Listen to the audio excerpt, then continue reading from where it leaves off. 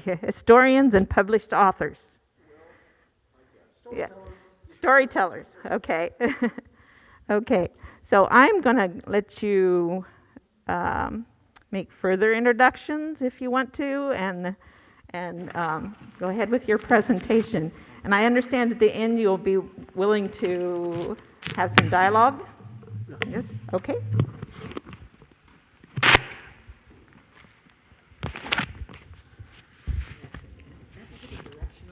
Okay.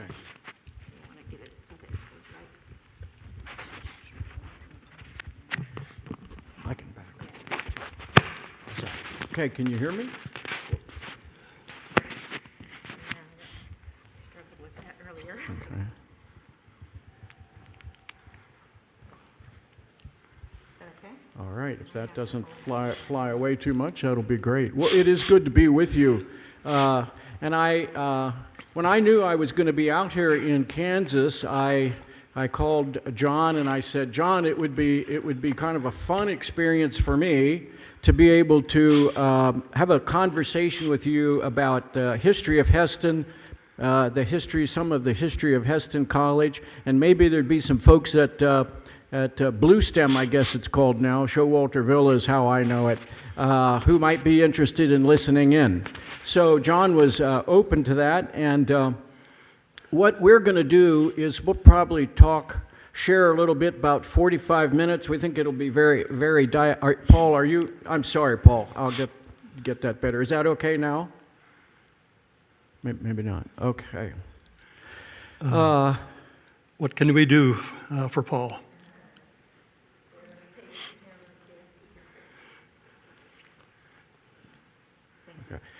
So we'll share for about 45 minutes. Then we'll have some time if you can correct us. Yep.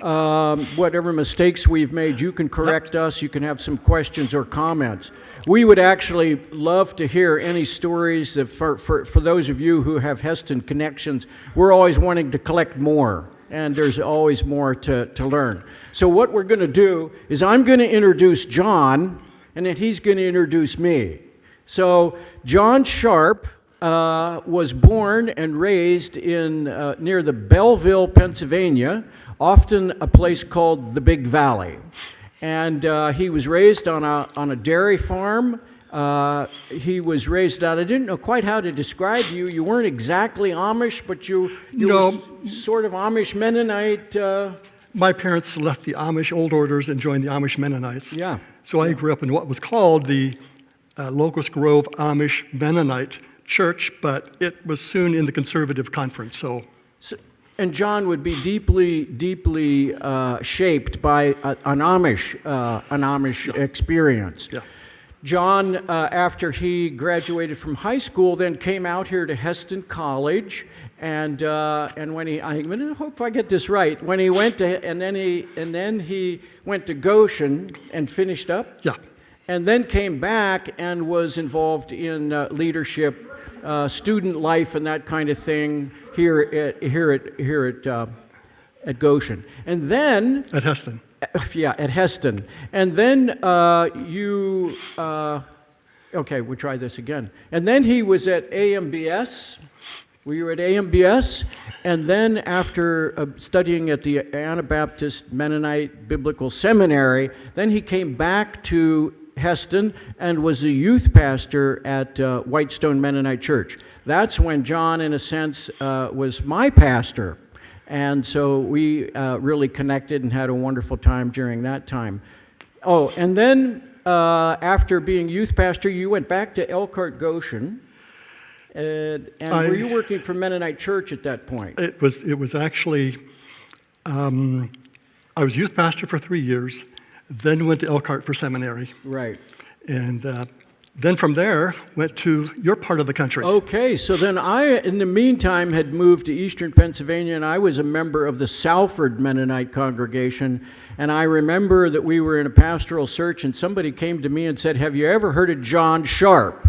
Have you ever heard of John Sharp?" And I said, "Yeah, absolutely." And so he was then called to be the pastor at Salford Mennonite Church, and again, he became my pastor.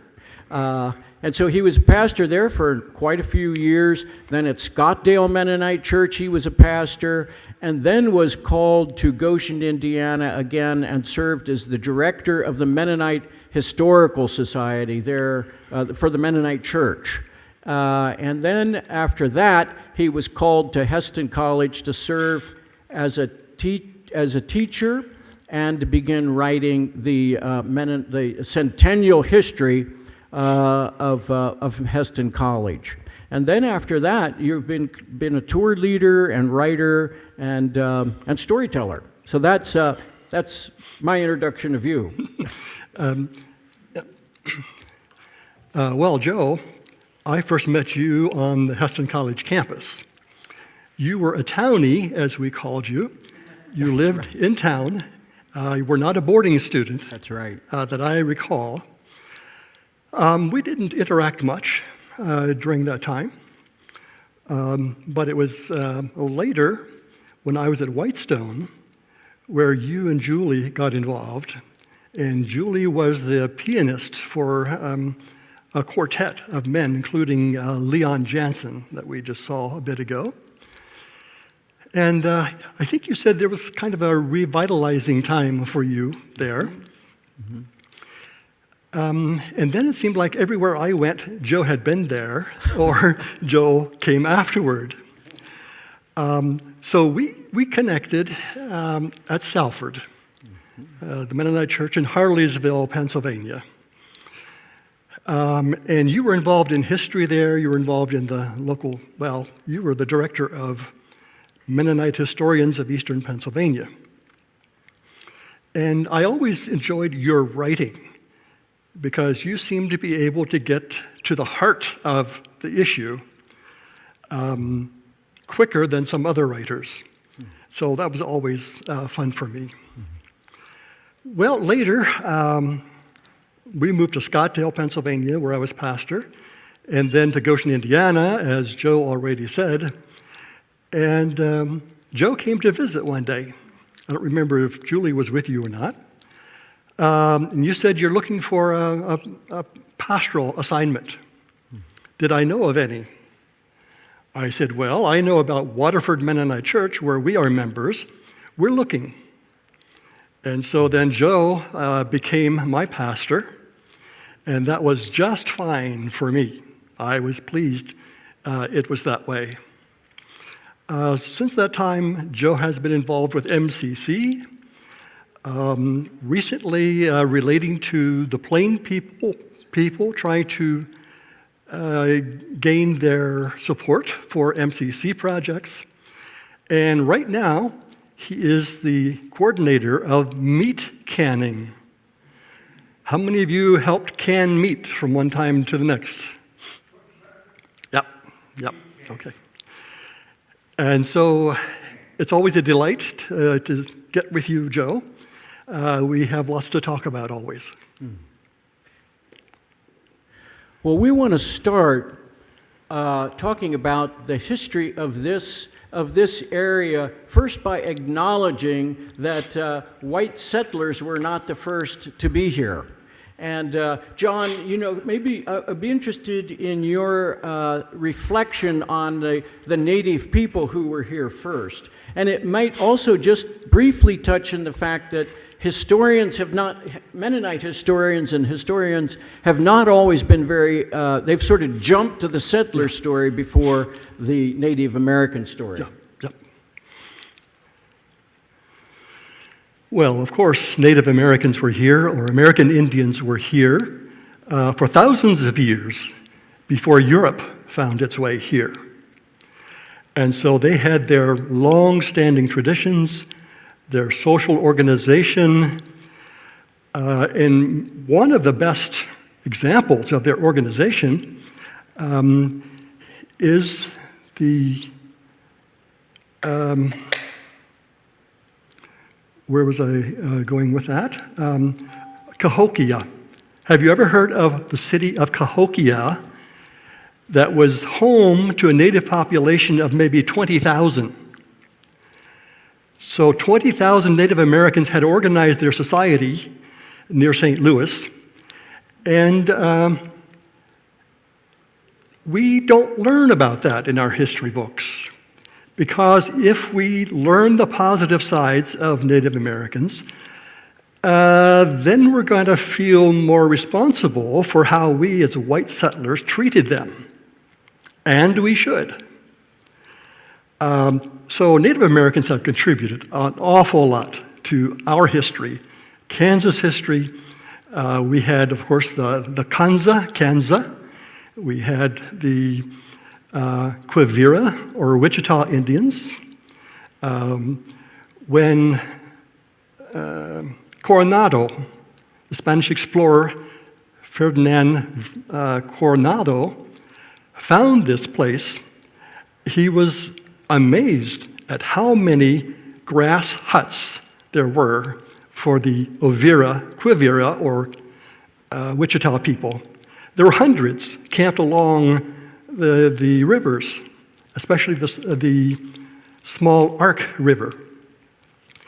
And so we learned something about that because of his exploration and his reporting, and they were settled societies. They had their gardens, they had their fields, they were farming. So they did not become migratory until white settlers came and forced them to move. So we have a lot to acknowledge them for. There was a newspaper in Wichita early on called the Vidette. And in 1870, they described the last remaining Indians in the region. And they said the leaders had been negotiating.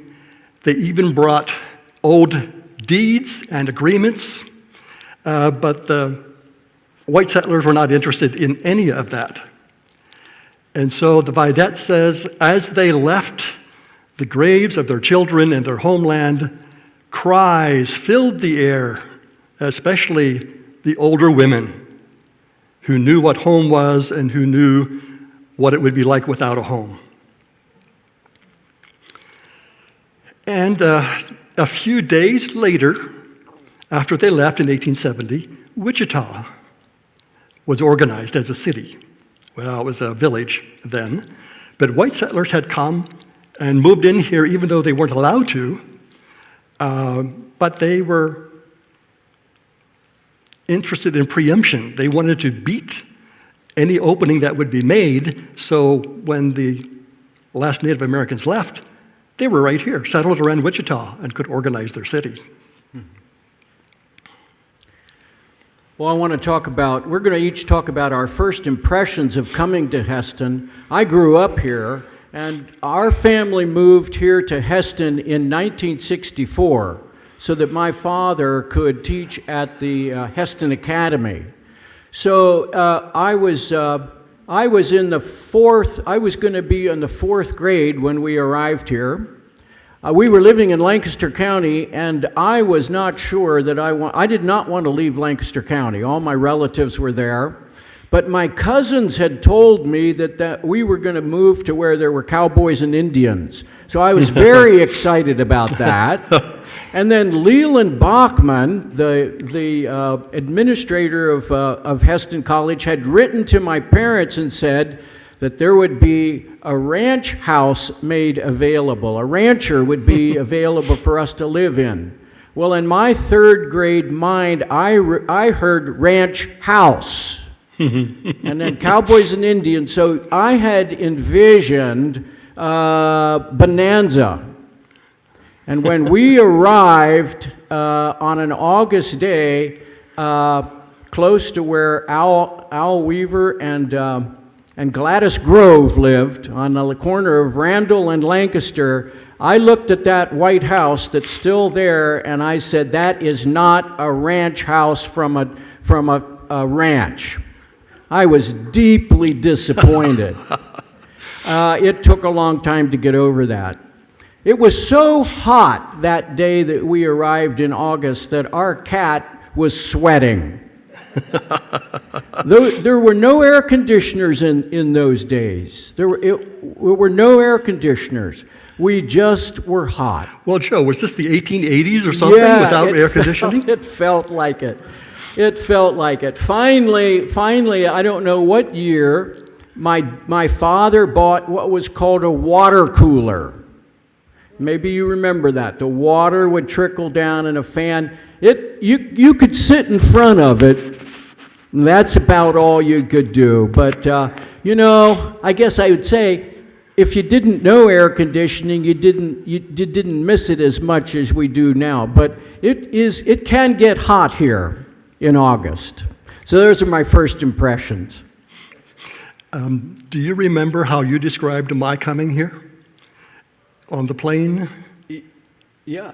You want to comment on that? Or do you want to tell it? No, you tell it. Oh, so the way I remember John talking about him coming here to Hesston, you came as out of the Big Valley, basically an Amish Mennonite boy. You were maybe the first person in your family to ever fly.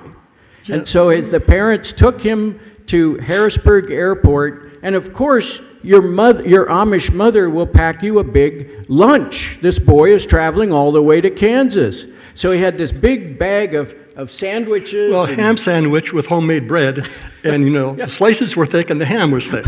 You could see that it was there. It's a real sandwich. And then John says, I can just see this sort of wide-eyed boy. He says, well, they served food on the plane. And I said to John, well, what'd you do? Did you eat the plane food or your mom's food? Well, I ate both.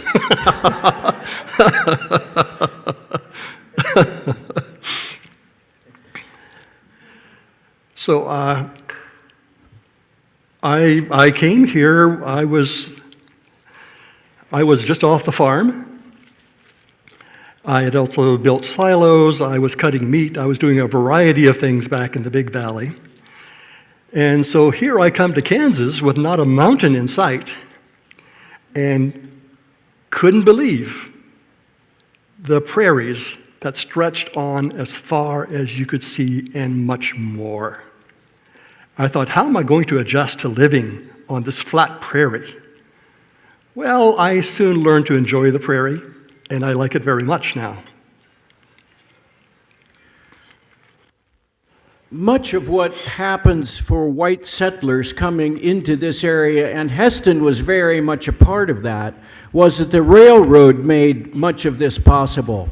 Some of the first settlers to come out here, the first Mennonite settlers, would have come on in a prairie schooner, in a wagon, that looks like Bonanza. But the big migrations, both of the Russian Mennonites in 1874, and then the bigger migrations of what we would have called the old Mennonites in 1880 would have been by rail. So most of the migration would have come in here by rail.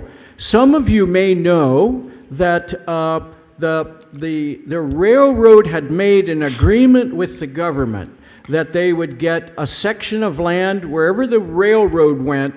The railroad would get a section of land that they could sell, and the government would have a section of land that was theirs, and it's just checkerboarded back and forth the whole way of the railroad. And so that Hesston people benefited from the railroad as a way of making a life of farming possible. So rail was absolutely critical. John and I were then talking over lunch, and we recognized that the railroad was essential, and then later 81 highway. That the highway went through here is the reason why, is one of the main, is a significant reason for a town to survive.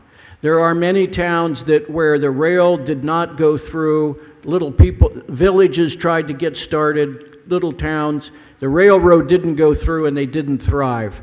And other towns where the highway did not go by, and they didn't thrive. Yeah.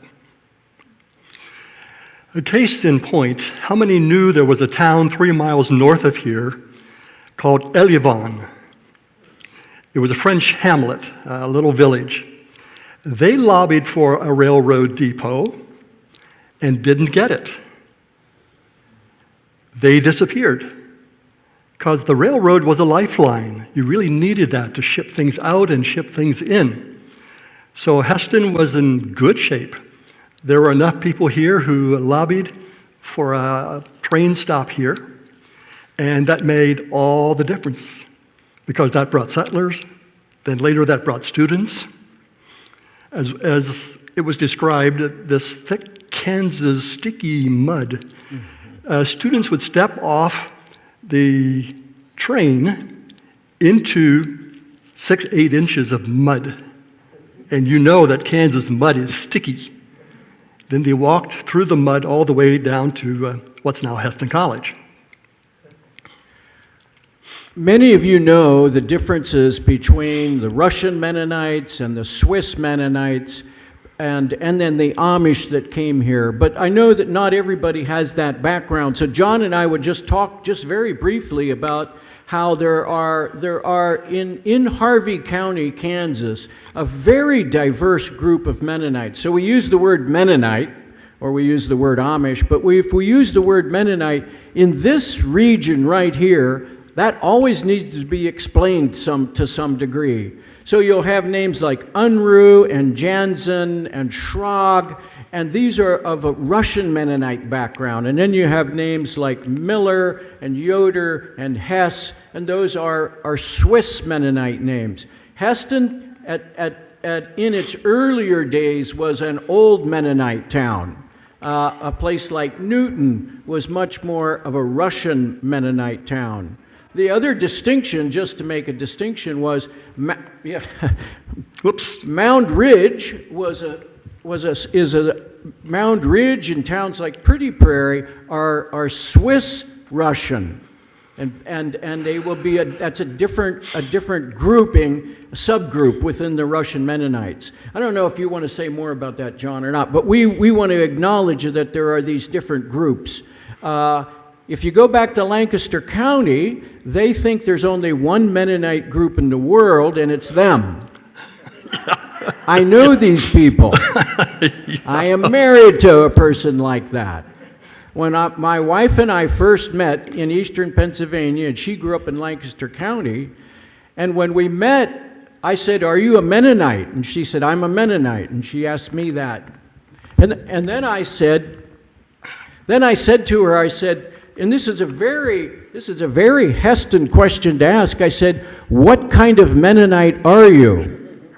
Because I wanted to know. And she said, "I'm a Mennonite." And she just didn't. So these distinctions, these different flavors that are here in Harvey County and Marion, but especially here in Harvey, are something that we live with. And if you're from here, it's a piece of the fabric of who we are. And I think mostly over the years we've enjoyed those differences and the different foods and the different histories. One bridge between the Russian Mennonite group and the Swiss Pennsylvania Mennonite group was D.H. Bender, Daniel Henry Bender, who was Hesston College's founding president. He interacted with Russian Mennonites much more than other Pennsylvania Mennonites did, Swiss Mennonites. And so he became a bridge.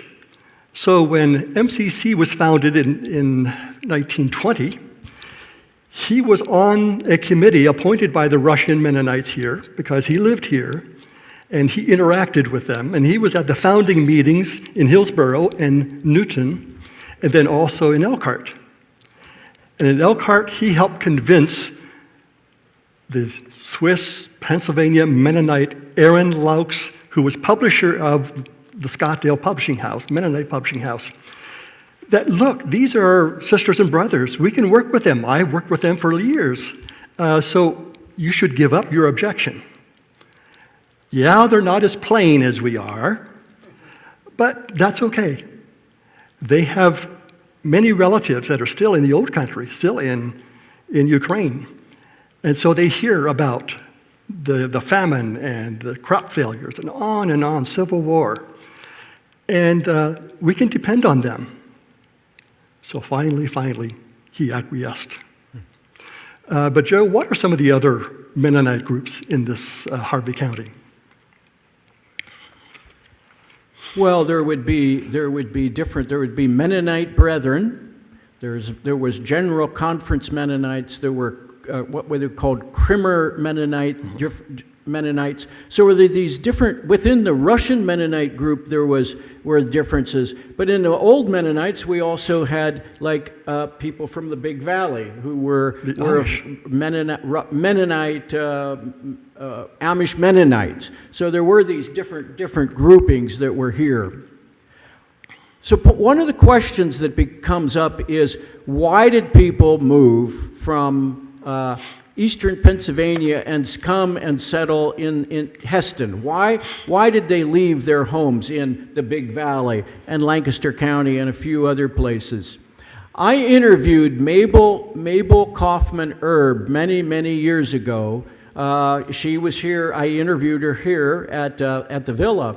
And Mabel, she said there were a variety of reasons, but she remembers her grandfather, the immigrant, Jacob, saying that he had heard back in Lancaster County that a man could plow a field all day long and never hit a rock.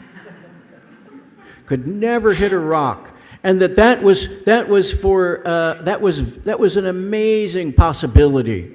There were stories of this rich land that was here, and there was a lot of advertising because the railroads, once they had the land, and they wanted to sell it, and so there were a lot of land agents that were circulating around the East Coast, talking to farmers and saying this is an amazing opportunity. The other thing that still goes on today, certainly among Amish, is the land prices in the East were getting so extreme. So if a farmer and his wife had 3 or 4 children, how many farms could they really buy in Lancaster County or in the Big Valley? So there was this motivation to come out here. There was cheap land, and there was this wonderful possibility of farming unmolested by rocks. Yes, that's true. I remember traveling with my brother, my farmer brother, out through Illinois and Nebraska and eastern Colorado. He said, "I don't see any rock piles." Well, of course not. We don't have rocks here. And he couldn't imagine what that would be like to farm such land. But Pennsylvania knew a lot about Kansas. Ever since 1854, the Kansas and Nebraska Act opened Kansas, the territory of Kansas, for white settlement at a time when not 1 square foot of Kansas was available. It had all been deeded, all been given, promised to Native Americans. And so there was nothing they could buy here. But that didn't stop them. They came streaming in.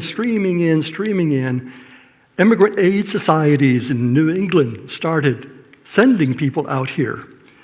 And the Missourians were shocked. They assumed Kansas would be this extension of their slave state. Well, you know about bleeding Kansas in those days, lots of fighting, lots of bloodshed over settlement in Kansas. So I think all the East knew about Kansas because of this kind of activity here that was reported in the news. I could read just a small section from this book here. It talks about, it's a description of a group of Mennonites who came out here hosted by a land agent who was trying to sell them land, and they were a scouting party, and they were out here looking to see what would this land look like to farm. And so here's what it says. Developers of the West, particularly of the railroads, needed people, especially farmers, who could become involved in the economy of the emerging West. The land agent extended a great invitation to the Mennonite guests to talk about the bounty of Kansas. And then he spread out a meal. in which he had 60 loaves of bread, 30 pounds of crackers, 2 hams, 15 pounds of steak, 13 pounds of butter, and 10 pounds of coffee, 30 dozen eggs, cups and plates, and a gasoline stove. He was prepared to impress these Mennonites that this was a wonderful place to live. So the farming was a huge piece. I have often wondered, John, there was an American historian by the name of Frederick Jackson Turner. Some of you may know of him. He had a thing he called the Manifest Destiny.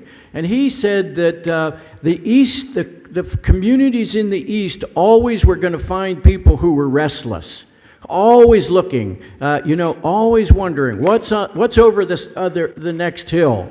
And that Mennonites potentially were a part of that. I have often wondered, did the Mennonites and the Amish who left eastern Pennsylvania, were they sort of a little bit rambunctious and not so satisfied to be settled?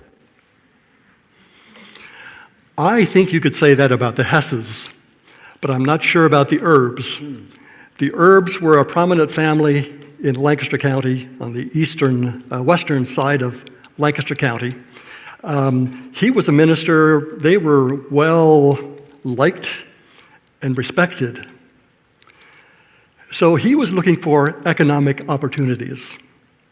So in the spring, he was part of this scouting group that came in '84, I believe it was. Next year, he sold his farm, and I saw this farm, big stone house, double house, big stone barn. It was amazing what they left to come here. This farm was auctioned off for $135 per acre. And that was on the low side that spring.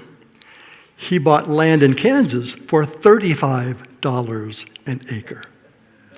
There you have some incentive. The tramp poet Vachel Lindsay passed through here, and one of the things that happened in the harvest time was that the farmers who would need extra help for harvesting the wheat. And so they would drive into Newton with their trucks, with their wagons, and there would be men clustered there, tramps we would have called them, who the farmer would hire out, would select a number of them to come to his farm to work for the day or the week. It reminds me of the story that Jesus told of the day laborers. So one of the people that one of the Mennonites hired was Vachel Lindsay, this tramp poet.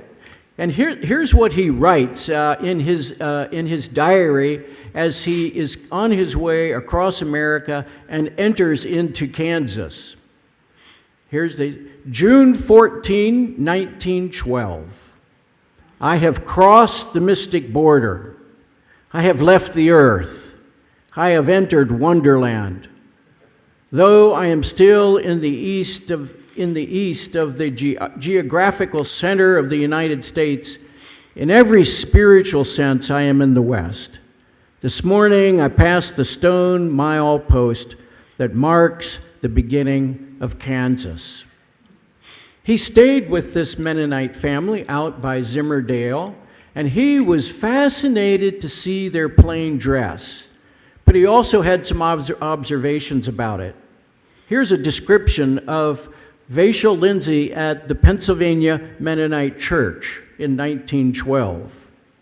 On the men's side of the house, the division of dress is more acute. The holiness movement and the doctrine of the second blessing that has stirred so many rural Methodist groups has attacked the Mennonites also. Those who dispute this new ism of sanctification leave off their neckties as a sign, and those who retain their neckties satisfied with what Menno Simons thought have a hard time remaining in a state of complete calm. The temptation to argue the matter is almost more than the flesh can bear. What he was observing among the Pennsylvania Mennonites, the Mennonites of this community here, was a division that was starting to grow among the Mennonites, that a holiness movement was creeping in, and the Mennonites and the Amish groups that were here were starting to subscribe to it, as opposed to sort of a more traditional Anabaptist view. Do you want to talk about that a bit, John? Along with the holiness movement came this interest in plain clothing. George R. Brunk II told the story that he and his brother, One-Armed Joe, went to a camp meeting up where the Brethren in Christ people lived. And the evangelist preached about plain clothes as a sign of a pure inside. He said, if you can't let your Christianity show on the outside, you have to doubt what's inside. So George and Joe were very impressed by this. They came back to Hesston and they started preaching about plain clothes. And in 1913, I believe it was, George Brunk writes a letter. He had moved to protection. Writes a letter saying, well, I have made the Kansas Mennonites plain. Now I'm going to the east to make the east plain as well. So the plain clothing didn't come from the east to here.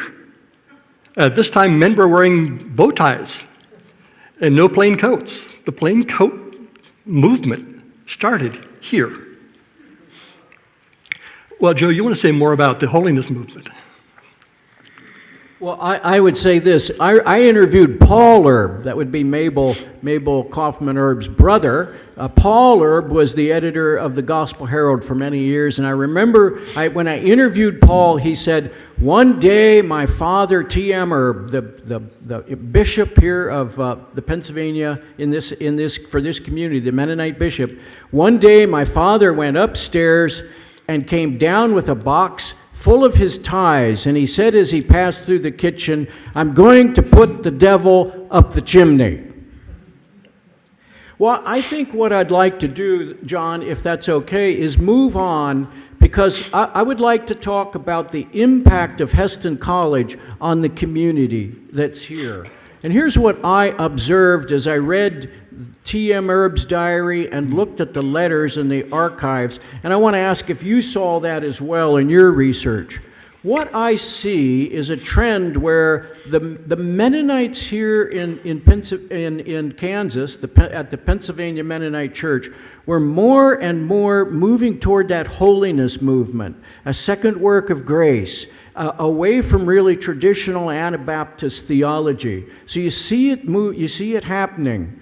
But what I noticed was that after the leaders of Hesston College, D.H. Bender and J.D. Charles and others, I see T.M. Erb's diary changing and moving back more to a traditional Anabaptist view of our theology and our polity, the way we will be church.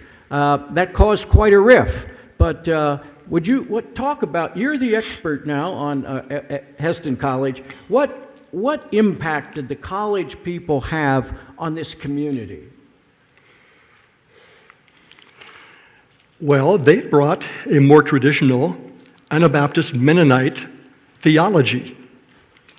And they saw the dangers of the holiness movement, how it was moving people outside the church, and they were going to other denominations because they weren't satisfied with Anabaptist Mennonite theology. Well, when the college came, you had important church leaders like D.H. Bender and then J.D. Charles and others who helped set the tone for Swiss Mennonites in Kansas. And they said no to this holiness teaching, which, by the way, was splitting the Pennsylvania Mennonite Church. The holiness group moved out, and they went a mile east and built the East Emmett Church. And so there was this splintering that scared Paul Erb. Later, when the charismatic movement came across the Mennonite consciousness, he did not favor it. This was 1970s, because he saw the divisiveness of the holiness movement in Kansas. He wanted no part of it.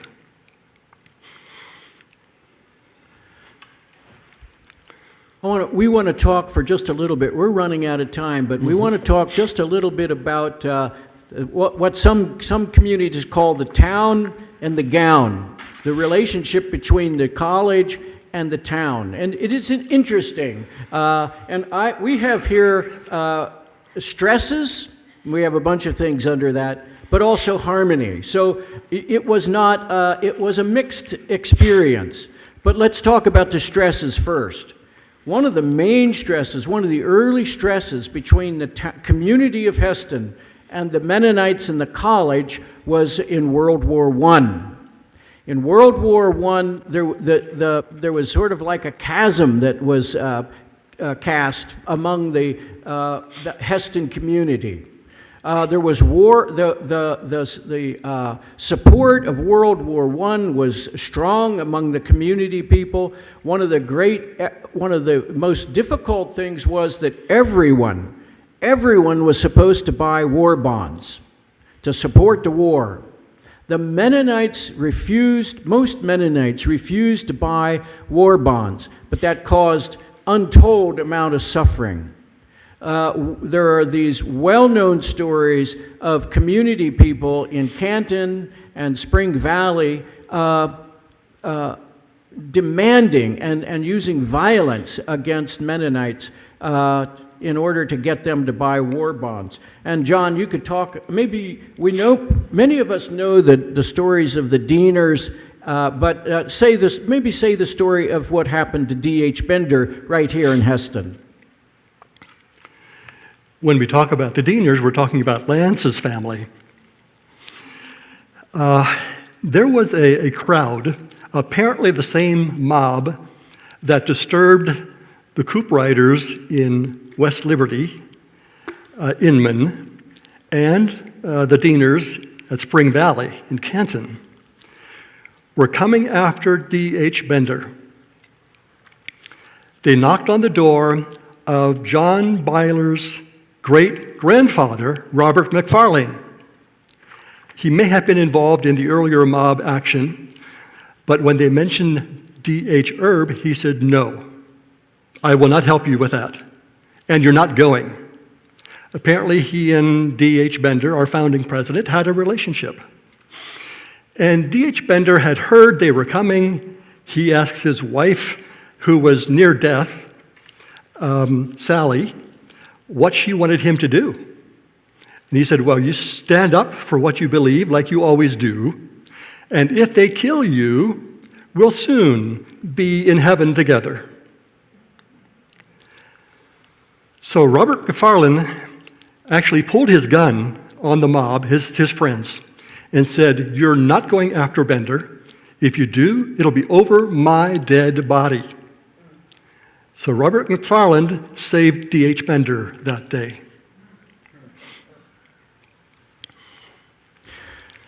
We won't tell the story, but you can find a similar story of John Schrog in Burton. And James Yunke, the historian from Bethel College, documents that story. A very similar story of a non-Mennonite, actually a police or a sheriff, pulling a gun and saying, "I'm defending these poor Mennonites." So it's an interesting reality.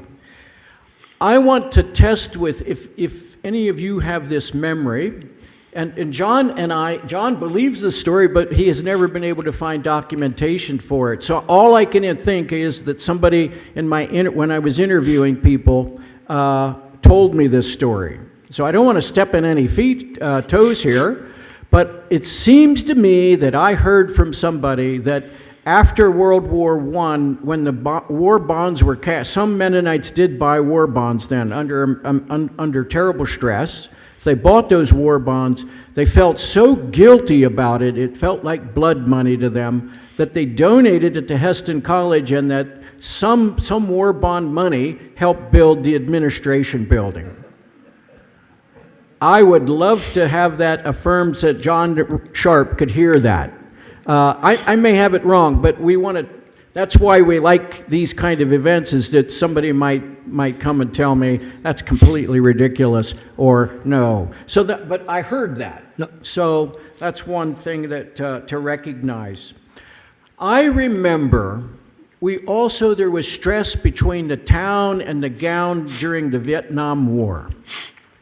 I don't know what grade I was in, but I was sitting in the back seat of my dad's car, and we were at the old post office building where the Chamber of Commerce is now.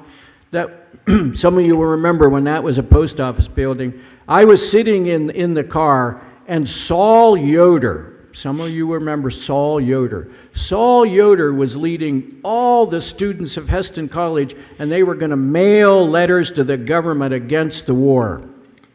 My father was very upset with Saul Yoder, and I remember him just being very frustrated with that.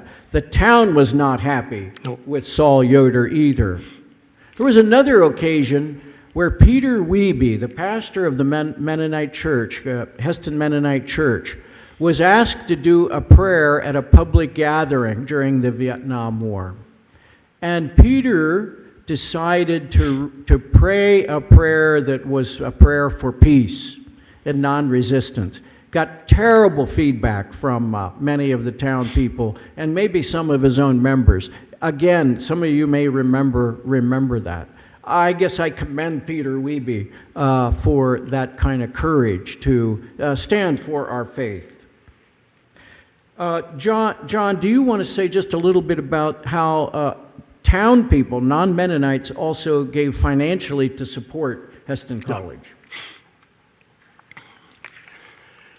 When the Mennonite Board of Education was deciding where to have this new college in the West, T.M. Erb, local businessman and church leader, was given the task of going from town to town to town to see what offers would be given, how much land, how much money, because it always benefited the town when a school came to its town.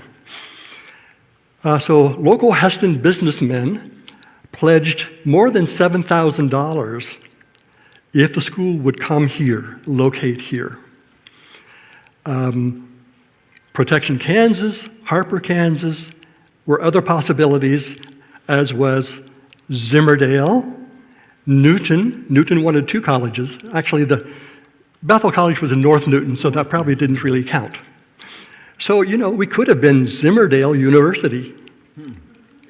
Also Canton. Well, Hesston people gave the best offer, and A.L. Hess, one of the founding Mennonites here, gave an 80-acre wheat field for the college. And you know exactly where that is. It's where the college is now setting, the main buildings. So there was support here for that, because they knew a college would benefit the town economically. We'll just do one more story. We're running out of time. But I think another wonderful story about how the community and the college cooperated in a wonderful way was that transition between Hesston Academy and the public high school. That occurred in 1965? 63 through 66. Yeah. And it was a remarkable and beautiful way that the town, under the guidance of Tillman Smith, who was the president, was able to make a transition. I was talking to somebody, a student who's now a bit older, but was a student during that transition time, and he said it was the most interesting thing. One year, they were having Bible lessons in chapel, and the next, when they were now the high school, they did not have a chapel anymore, no Bible study, and they made a pledge of allegiance to the flag. That's when they became public. And that was under the leadership of Tillman Smith. He was a superintendent of schools in Illinois prior to coming here. And you talk a little bit about him going to this Board of Education. Tillman Smith left a good-paying job, left a new house to bring his family to Hesston College. He said later, it was the most unselfish thing I've ever done.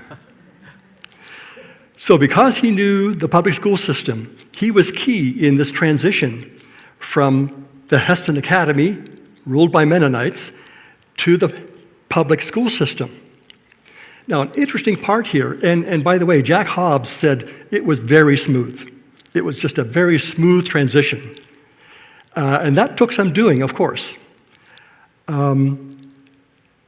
Apparently, conversations had been going on in Mound Ridge to making Mound Ridge area the new school district. And Mound Ridge would be in the center of it, and Hesston would be a part of that.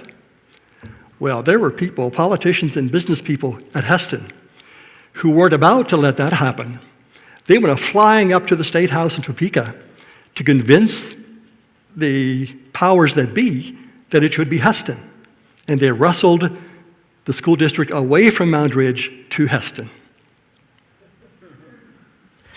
We're going to end there. We have a little bit more, but we would like to take some time. If you have any questions or corrections or comments, we would love to hear them. Now, is this being broadcast? Or should we repeat the question, or is it not?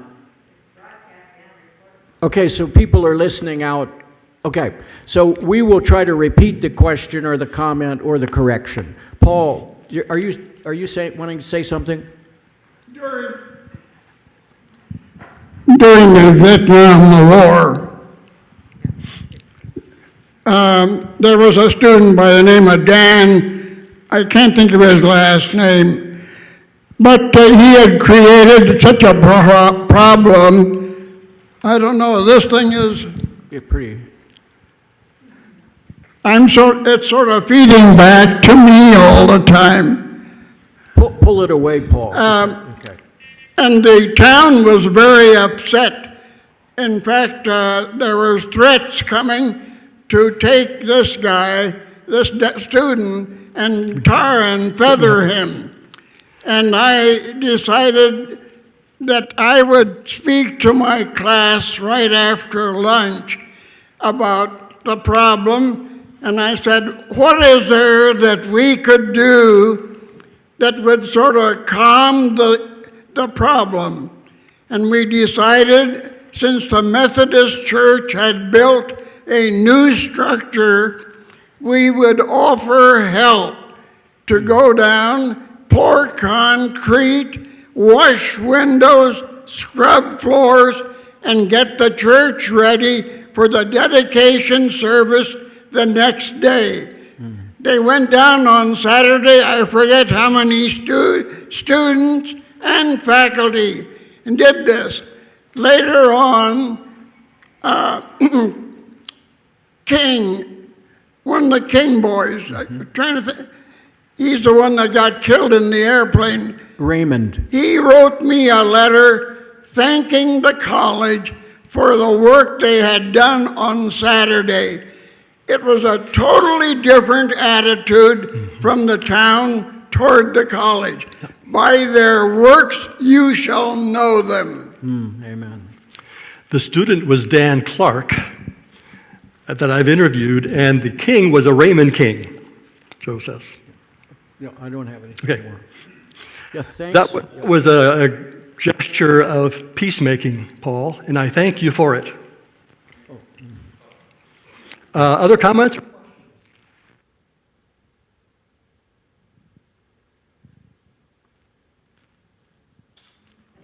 Joe, I always say the best part of telling a story is hearing others in return. That's right. But I think we're out of time, so that may not happen today, except for okay. Close things off. Okay, Joanna, I think we're out of time. Okay. Back. Are we on here? Yeah. Okay, well, thank you very much. That was fascinating to me. And I have some questions. So, Maybe some of the rest of you have questions. Do you have time to be Yeah, around they for can, a little yeah, bit? we'll hang around, Yeah, so we have- if somebody has, I guess we should get masked up, though, so, yeah. Well, Yeah. or do you want to stay there and ask your questions and we'll answer from here? Or would it be Back able, there. could you release people, and then those who want to stay, we could just, but that We gives could people do a chance that and to maybe keep go get in the recording. supper line. Okay. Yeah, it is about supper time, so if any of you need to go and go to the dining room for supper, this is a good time. We'll make a little break. Yeah, Joe and John will be here to answer questions if you or listen to more stories, right? And thank you so much for coming. This is wonderful. It's precious. Yeah.